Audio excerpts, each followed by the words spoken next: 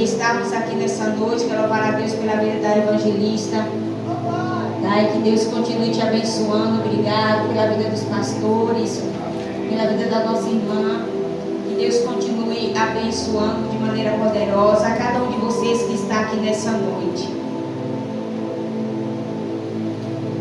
Conseguiram? Colossenses capítulo 3, a partir do verso 18.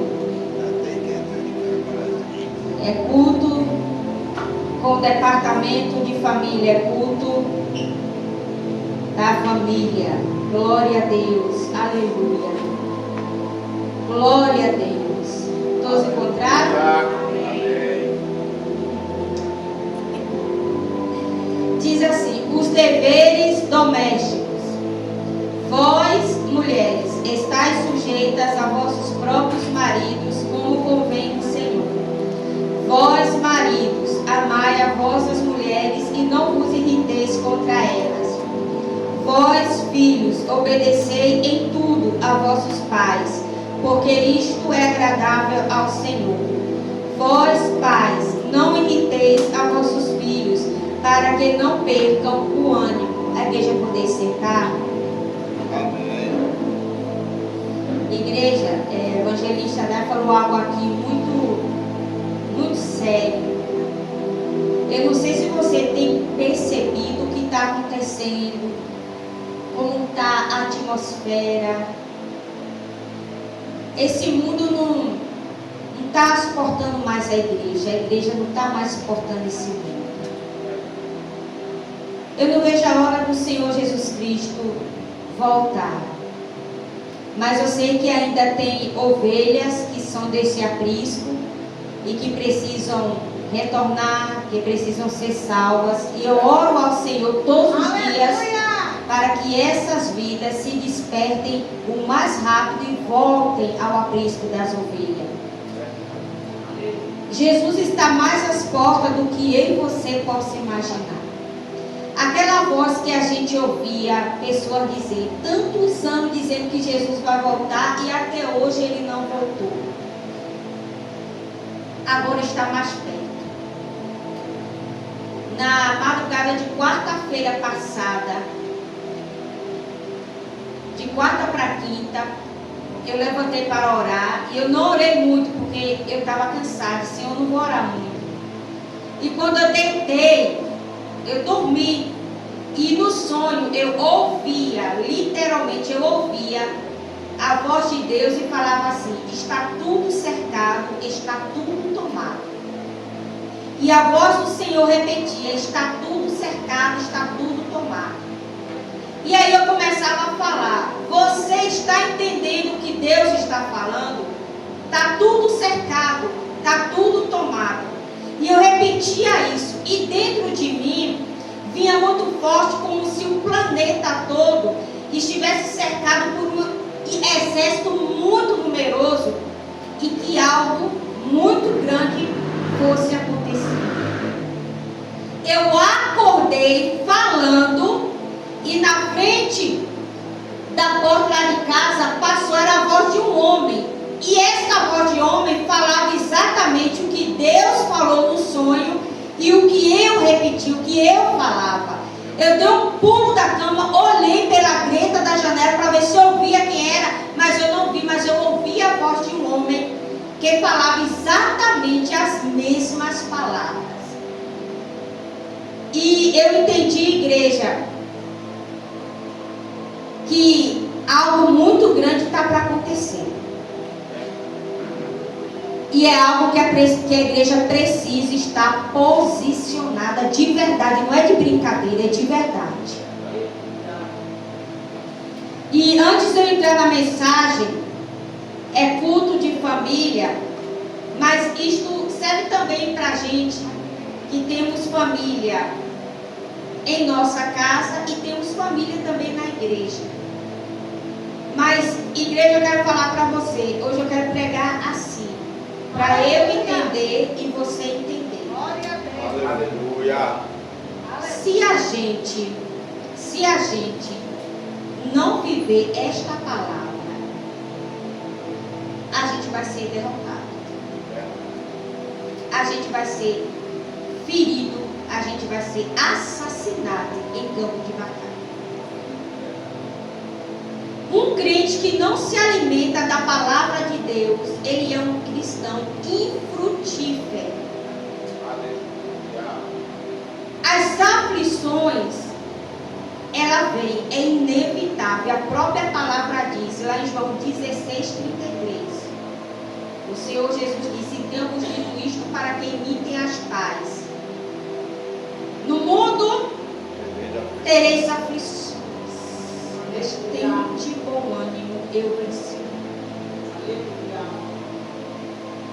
Então, as lutas, as adversidades, a qualquer hora ela vai bater na minha porta e na tua porta. Por sinal, em muitos ela já chegou.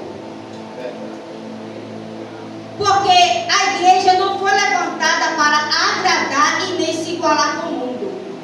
A igreja foi levantada para protestar as coisas erradas que o mundo apresenta e que o mundo tem. Mas para a gente vencer, igreja, é só com a palavra de Deus. Porque a gente está lutando contra um ser espiritual que a gente não vê, mas vê as suas obras malignas. E para lutar com Satanás não é na força do meu braço, nem na força do teu braço, do meu conhecimento, do teu conhecimento. Segundo as Coríntios 10:4 fala que as armas da nossa milícia não são carnais, mas são espirituais e poderosas em Deus para a destruição da fortaleza. E uma das armas que a gente tem é a palavra, oração e jejum. Na verdade, essas são as três doutrinas que regem a igreja: palavra, oração e jejum. Palavra, oração e jejum. Aleluia.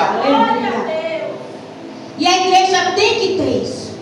A igreja não pode ter preguiça de ler Bíblia.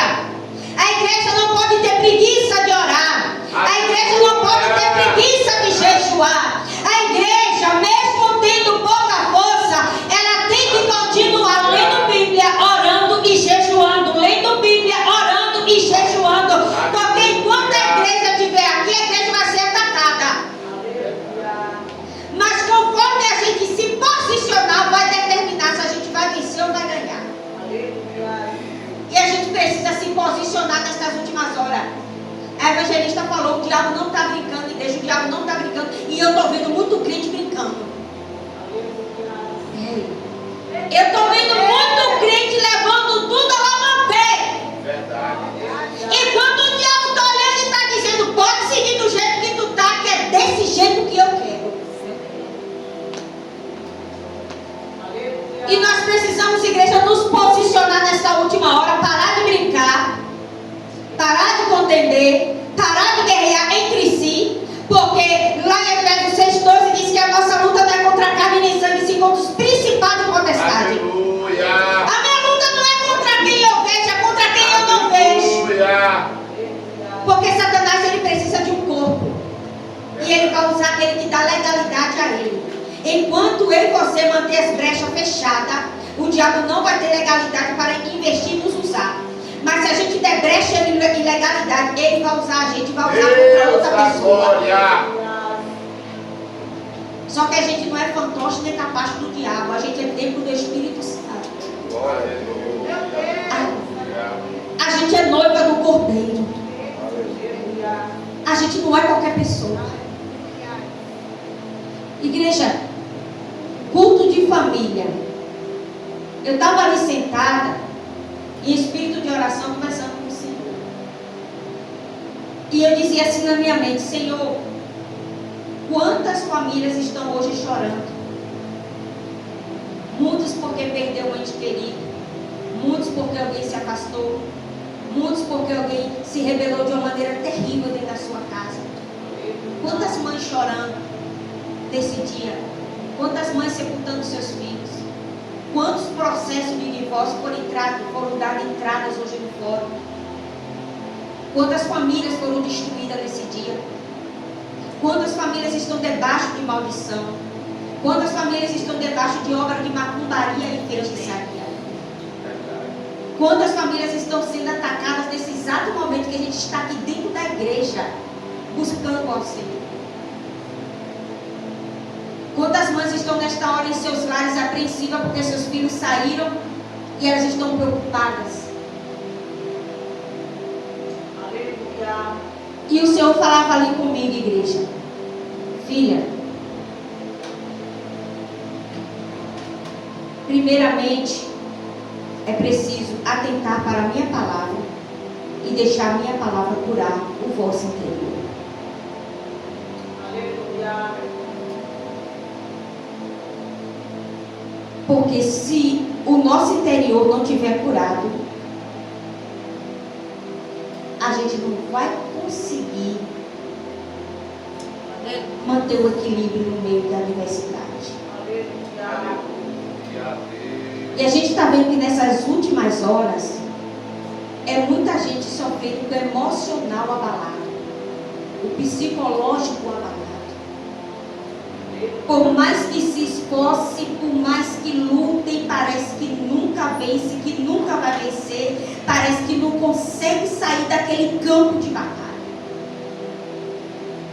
E nessa noite eu quero que você respire fundo, respire bem fundo, e peça ao Espírito Santo que venha tratar com o nosso emocional, que venha tratar com as nossas feridas. Então quer dizer que se Ele tratar, a gente não vai sentir nada do que eu posso estar sentindo nesse momento. Não, a gente vai sentir. A gente vai continuar sentindo tristeza, quando vier o problema, angústia, medo, pavor. A gente vai chorar, vai se entristecer. Só que a gente vai estar tão curado que essas coisas não vão mais dominar a gente, a ponto da gente se render a Ele. Quando o medo vier, a gente vai estar tão curado que a gente não vai paralisar, nem recuar, nem retroceder. A gente vai partir para cima, igual Davi partiu para cima do gigante Golias. Porque o nosso interior vai estar sarado, vai estar curado. A gente precisa, igreja, deixar o Espírito Santo e a poderosa palavra de Deus curar o nosso interior. Porque quando o nosso interior está ferido, parece que a gente não consegue ouvir a voz de Deus. Às vezes a gente quer passar à frente, tomar a frente de Deus e agir da gente mesmo, mas vai agir no impulso, no emocional, na aflição, no fogo da situação, e a gente não vai agir certo. E aqui nessa passagem que a gente leu, a gente entende que aqui a família não é constituída só por uma pessoa. Às vezes, alguém quer jogar a culpa só em um membro da família. Principalmente quando se parte para a mulher. Aí começa a se pegar o versículo bíblico. Mulher virtuosa, quem achará? Tu tem que ser virtuosa. Está vendo a Bíblia que está dizendo? Toda mulher sábia edifica, toda destrói. Está vendo, mulher? Se o lar for destruído, a culpa é tua. Porque a Bíblia está dizendo que a mulher sábia edifica e a tola destrói. Está falando mulher.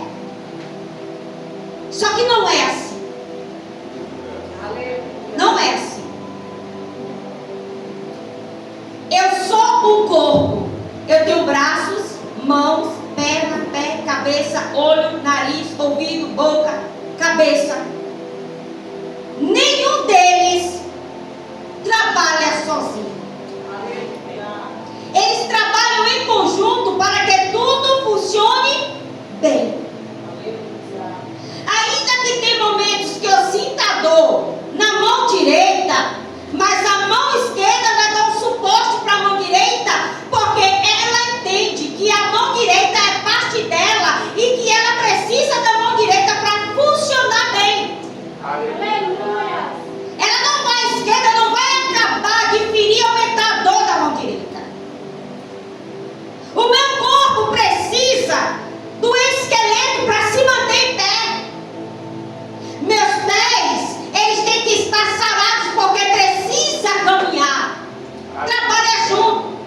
Os dedos das mãos são irmãos, são iguais? Não, são diferentes. Mas eles trabalham juntos.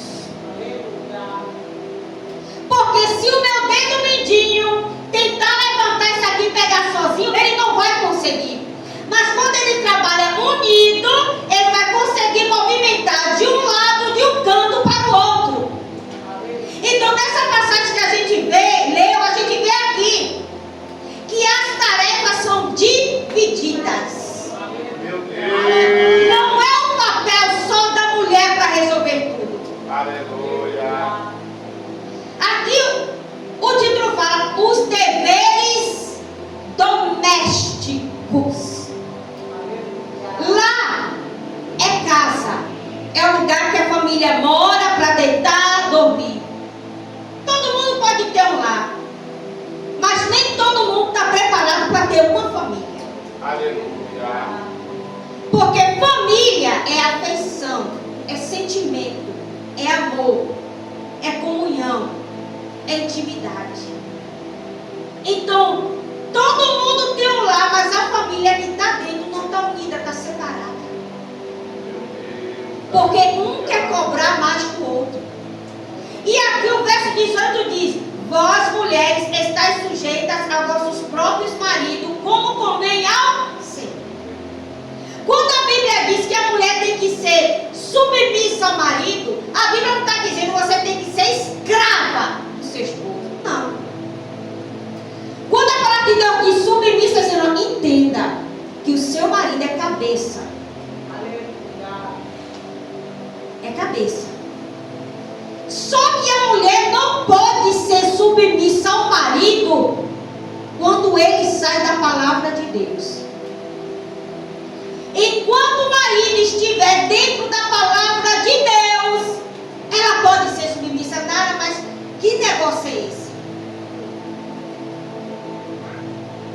Se uma esposa, ela sempre sustentou a verdade e gosta da verdade, aí chega alguém na porta, aí o marido, se for para mim, diz que eu não estou não. Ela vai chegar sabendo que ele está e vai dizer que ele não está. Aí ela, tá bom, ele mandou dizer que não está em casa. Pronto, já disse tudo. Ele mandou dizer que não está em casa. A mulher tem que ser submissa ao marido, amando, respeitando, obedecendo, desde quando aquilo que ele peça para ela fazer não vá de encontro à palavra de Deus. E quando ela escolhe obedecer a Deus e não fazer aquilo que o seu marido está mandando ela fazer fora da palavra de Deus, ela não está criando uma situação para destruir o seu casamento, muito pelo contrário. Ela está lutando para tapar as brechas, para Satanás não achar legalidade para agir no meio e no seio da sua família.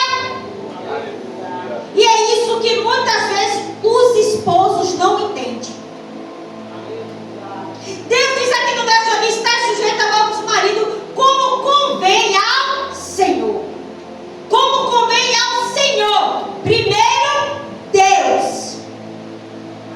Se uma esposa ela é submissa a Deus e a palavra de Deus, ela vai saber direitinho ser submissa a seu esposo. E submissa com discernimento.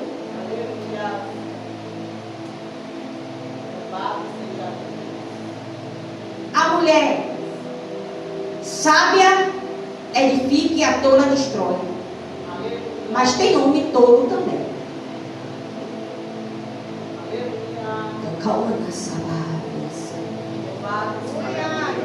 Tem homem tolo que destrói a sua família e o seu casamento.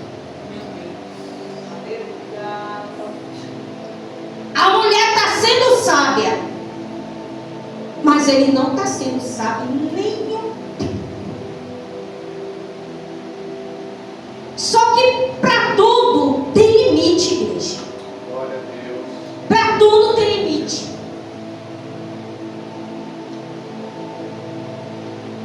Se o esposo está em casa e a esposa está varrendo a casa, ele pode muito bem ir lavar o prato, se ele tiver prato também.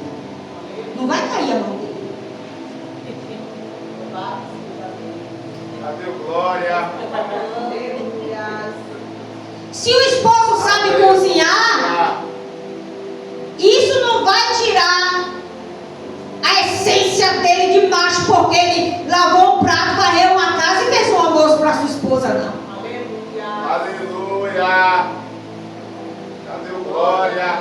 Então, a mulher tem que ser submissa, mas o homem também tem que fazer a sua parte. Tem homem que quer empurrar tudo para a mulher. Só que a mulher, ela também se cansa. Ela se cansa. E muitas vezes tem esposo que não entende isso. Estava fazendo o que o dia todo que eu cheguei e o prato ainda está na pia. Mas não olha que o banheiro está lavado, que os quartos estão arrumados, que a casa está varrida. Vai exatamente na parte que ela não fez, porque é para descansar um pouquinho. Olha aí, olha a Deus. Aí começa a criar briga. Aí a gente olha, de quem partiu o ponto de briga? Dela ou dele? Dele. Então quem está sendo tolo aí? Ele. Glória a Deus. Chegou em casa, viu que o prato não está lavado. Ô filha, o prato não foi lavado, ainda aconteceu alguma coisa, você está bem, se cansou. Eu pude perceber que as outras coisas estão feitas, mas o prato não foi o quê? Aí então eu chego, mulher, cheguei! Bota ali meu almoço! Eita, Peraí que eu já vou botar. Peraí não! é Deus. A Bíblia diz que a mulher tem que ser submissa. Aí dá vontade da mulher se prostrar e dizer, tudo bem, meu Senhor, já estou indo colocar tudo. A mulher, ela tem que ser submissa, só que o marido tem que reconhecer que ela é o vaso mais frágil. Glória a Deus, aleluia. Aí aqui nós, como esposa, a gente tem que continuar fazendo o nosso papel, respeitando, honrando, cuidando da casa. O quanto a gente puder tapar a brecha, a gente vai estar tapando. Glória a Deus. Mas a palavra de Deus diz em Amós, capítulo 3, verso 3, andarão dois juntos se não tiver de acordo. Como é que um casal vai andar feliz se ele não estiver de acordo com a sua esposa de acordo com ele, com aquilo que a palavra de Deus ensina? Olha aí, isso mesmo. Aleluia. Primeiro, Glória a Deus. quando o homem ou a mulher se casa, não se casa com nenhum perfeito. Olha aí. Se casa, um é sanguíneo, o outro é melancólico. Um pensa de um jeito, o outro pensa do outro. Um é devagar, o outro é mais acelerado. É isso mesmo. Aleluia. Aí a gente tem que entender, casei com uma pessoa que é totalmente diferente de mim, mas a gente vai começar a equilibrar isso aí. É isso mesmo. Aleluia. Porque já pensou casar dois sanguíneos, dois melancólicos dentro de uma casa só? Então Deus, ele dá na medida certa para balancear certinho. Agora a gente vai ler Bíblia e colocar a palavra de Deus no centro do nosso casamento, no centro da nossa família. Porque o diabo vai investir sempre contra a família, porque a família é projeto de Deus. E tudo que é projeto de Deus, o diabo quer destruir. Aleluia. Aí o verso 19 diz, vós marido, amai vossas mulheres e não vos irriteis contra ela. É forte. O Senhor disse que o marido tem que amar a esposa assim como Cristo ama a igreja e se entregou por ela. Será que isso está acontecendo no século 21? Generalizar é até pecado, porque eu creio que ainda tem os remanescentes.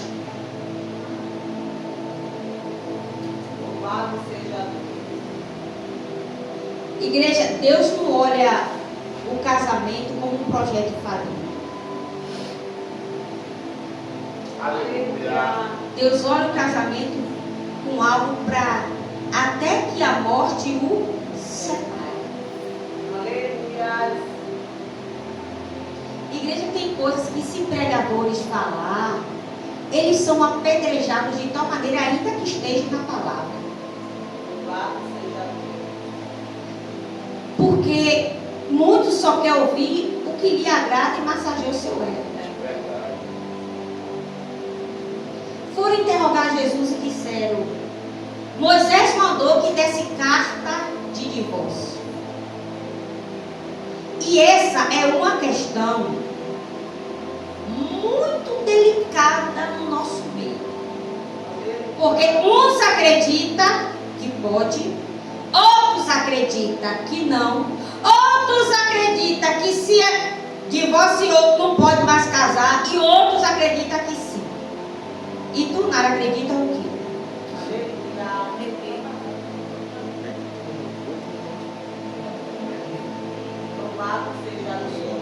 Aí Jesus respondeu: desde o princípio nunca foi assim. Moisés mandou por causa da dureza do vosso coração. Em outras palavras, Deus está dizendo: eu não sou de acordo com isso.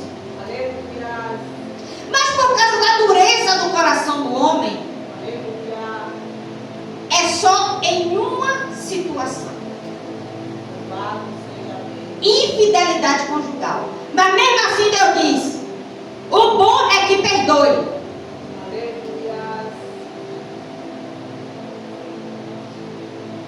Mas se não quiser perdoar e continuar o enlace matrimonial, dê-se carta de divórcio.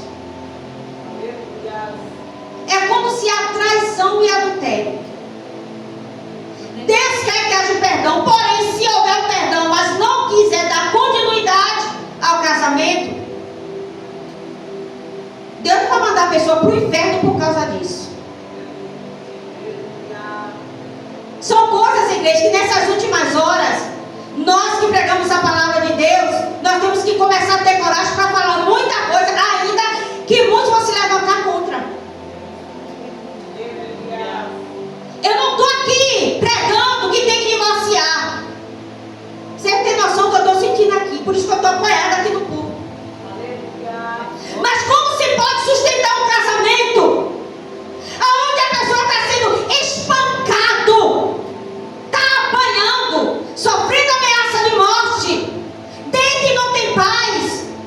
É uma luta, uma agonia, uma tribulação, é briga 24 horas, é entrada de casa, é briga, é discórdia, é contenda, é traição, é adultério. Meu Deus. Sempre vai ter um lado que vai querer manter a paz, fazer com que tudo dê certo. Mas sempre vai ter um que vai bater no peito e vai querer permanecer do jeito que está. Meu Deus. Muitas mulheres têm sido assassinadas pelos seus próprios cônjuges.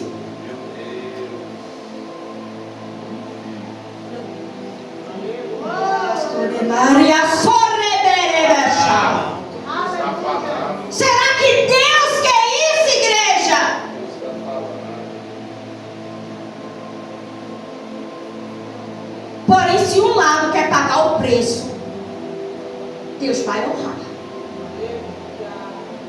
Deus vai honrar, igreja. E para honrar, se for preciso, Deus amassar o vaso, Ele vai amassar todinho. Mas vai te dar do jeito que tu está pedindo. Glória a Deus. Aleluia. Aleluia. E eu te digo, vale a pena. Deus nessa noite quer curar, igreja. Deus nessa noite quer trabalhar no meio da família, no meio dos lares, no casamento, igreja. Glória. Marido, tenta entender tua esposa. A esposa tenta entender teu marido. Na hora que o cerco estiver pegando fogo, respira fundo. Não bate de frente, não briga não. Respira fundo, vai para o teu quarto, dobra o joelho e ora. Senhor, repreende esse demônio, lança por terra em nome do Senhor Jesus. Porém, igreja, quando não se há traição e adultério, não largue não. Pague o preço. Porque tem esposos que só estão precisando de ajuda da sua esposa. Porque você é um ser mais espiritual do que ele.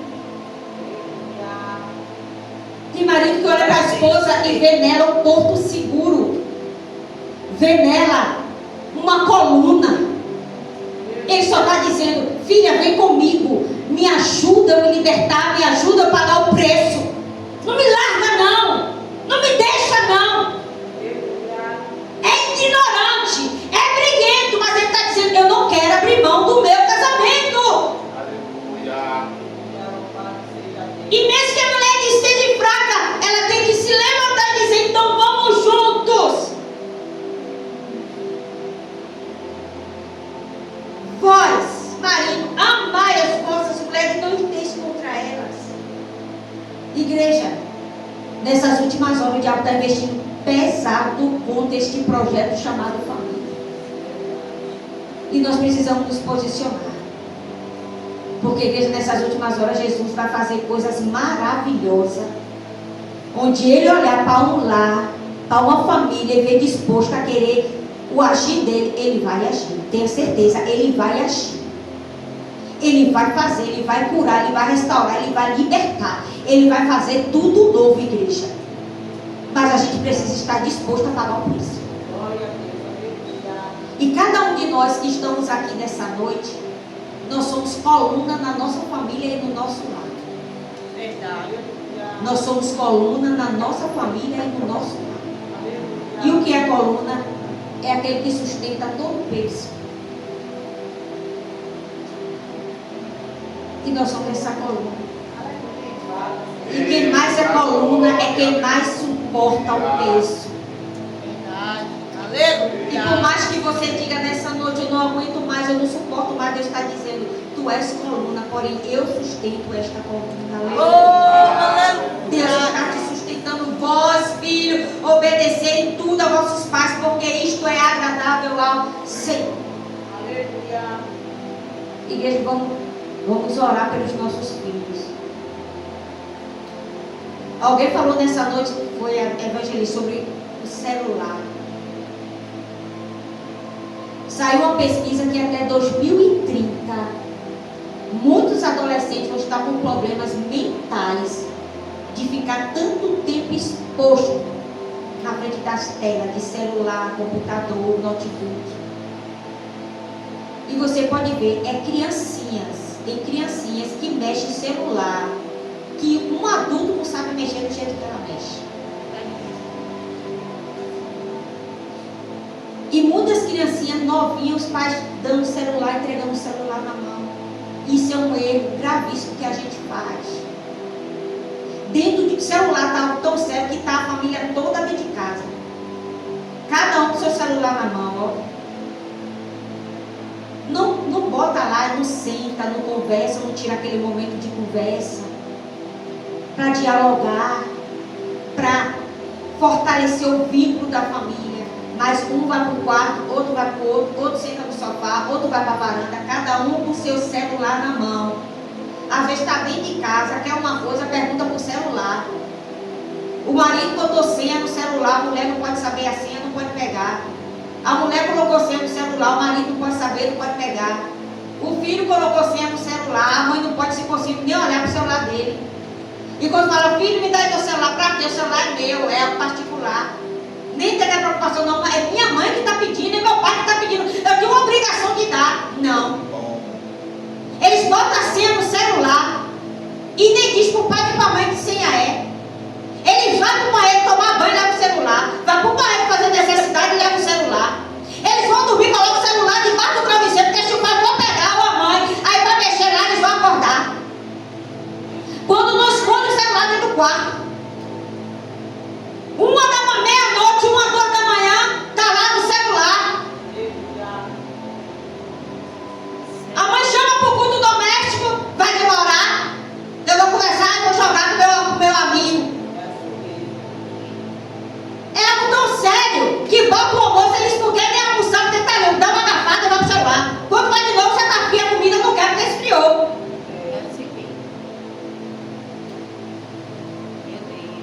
E a gente que é mãe e pai, tem que colocar limite, ainda que eles não gostem. Autoridade de filho é mãe e pai.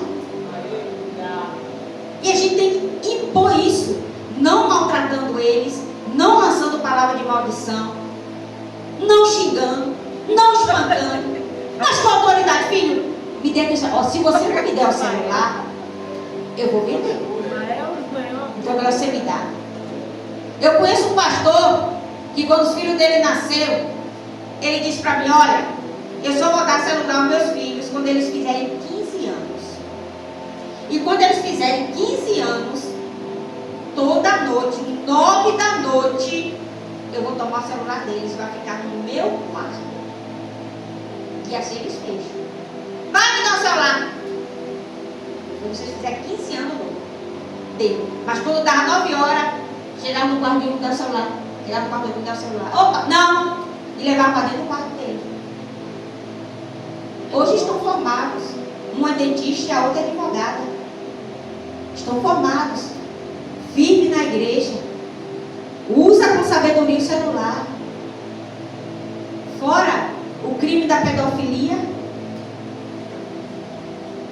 Crianças se comunicando e conversando com pessoas estranhas. E às vezes a gente nem sabe. Às vezes a gente nem vê. De tão oculto que eles deixam as coisas. Só que jovens, os jovens têm que obedecer o pai e a mãe. Honra teu pai e tua mãe para que teus dias se prolonguem na terra. Aleluia. Igreja, a vossa família, ela tem que ser cercada de amor, de carinho, mas também na hora da exortação, da correção, da repreensão, a gente tem que chamar. Dentro da palavra de Deus, a gente tem que chamar a igreja. Porque a coisa está feia, a gente está se preocupando demais com o poder e esquecendo do mais importante, o equilíbrio. Porque o que adianta eu ser cheio de poder dentro da igreja e dentro de casa ser um desastre? O que adianta eu pregar, profetizar, mas na minha família eu não sei nada disso? Ser ignorante, não amar, não abraçar, está sentindo uma dor, pega um remédio, levante você e pegue. Não está tentando levantar não. Então a gente vai e pega. E tem muita coisa que a gente tem que dar o braço a torcer, se é para apaziguar a tempestade. Tem muita coisa que tem que dar o braço a torcer, apaziguar a tempestade. Igreja, nós somos seres humanos, lidando com seres humanos. E não é fácil. Porque meu esposo não pensa como eu. Ele não tem o temperamento que eu tenho. Meu filho nasceu, já puxou mais o temperamento dele. Minha filha já tem mais meu temperamento. Então são temperamentos diferentes. E a gente precisa saber conduzir isso aí. O que não é fácil. O que não é fácil, mas a gente precisa começar a rever muita coisa, igreja. Sabe por quê? Porque quando a família está bem, a igreja está bem. A sociedade está bem. Mas se a família está mal, nós precisamos começar a rever muita coisa, igreja. E eu te digo, e é já, porque o tempo está muito curto. Eu não vou falar aqui porque o culto é de família. Mas se você soubesse o que essa última eleição está trazendo aí. Se você soubesse o que está vindo aí, a gente corria para abraçar a família e abraçar a igreja. E parava de divisão, de perseguição, de levante, de calúnia. Porque quem está ganhando espaço e campo com isso é o diabo. E através disso ele está distraindo e trazendo as heresias para dentro da igreja. Trazendo confusão para o seio da família. E a gente precisa, igreja, se posicionar. A gente precisa se posicionar o mais rápido possível. Porque Jesus está voltando. E eu vou ter, naquele grande dia, eu vou ter que entregar a Deus a minha família. E como é que está a minha família? Pais, não irriteis a vossos filhos, para que não percam o ânimo. Os filhos têm que ser obedientes aos pais. Mas os pais têm que saber lidar com os filhos, principalmente aqueles que são rebeldes. Porque não é fácil não, igreja. Tem muitas irmãs sofrendo com os filhos. Que se pudesse sumir. E está de pé porque Deus está sustentando. E nós estamos vivendo uma geração em que muitos jovens estão doentes. Você viu que o filho de J. Neto se enforcou na cozinha da casa dele com 15 anos de idade. Tirou a própria vida. Filho do cantor J. Neto. Por causa de depressão. Não é fácil, igreja. Não é fácil. E eu sinto uma dor na minha alma. quando eu vejo muitas famílias passar o que está passando.